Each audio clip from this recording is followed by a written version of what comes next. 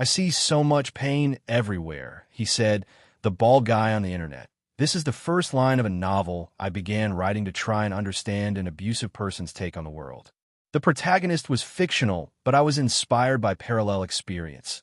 The novel taking the form of a memoir/polemic by an unreliable narrator who had positioned himself in the self-help space with the aim of monetizing kindness.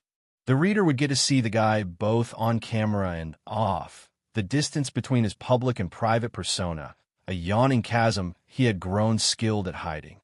His online presence was massive, his seminars and conferences sold out, his books New York Times bestsellers, his followers so grateful, their love for him huge. In his real life, the guy was a cunt. A manipulative charlatan, a calculating, abusive fraud who felt nothing but contempt for anyone who couldn't help his career in some way. His wife waiting for the right moment to leave him. One of his kids idolizing him, the other one growing up to despise him. A familial fracture needing only time to play out. People were discarded the moment they ceased being useful.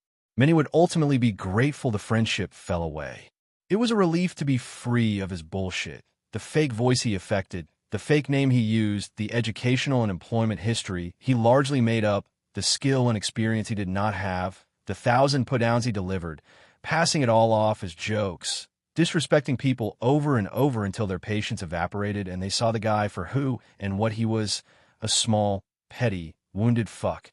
I could have been writing about anyone, but I guess I was thinking, however briefly, of my mom. It being the run-up to Christmas, she had sent her twice-annual reminder of all the abuse I had grown up with, a card for my birthday, a card for Christmas, the seasonal greeting written in her childish scrawl, arriving this year, November 21st. To NEAL, Merry Christmas, love Mom. I always wondered why someone would do this. I had made clear that I wanted no further contact, yet she continued to send these loveless messages. Ultimately, like so many things, it would depend on my perception. How did I see the world? Was she sorry for how she had always treated me? Was she ready to hear, rather than dismiss, my point of view? Nothing in the message suggested it. Was it all a strategy? To preserve her victimhood in the eyes of the rest of the family? I reached out to NEAL. He's so full of hate, so lost. He didn't even reply. Was it to preserve the victim story she had to keep telling herself? Because to acknowledge her part in the estrangement would mean an accountability she was too frightened to accept?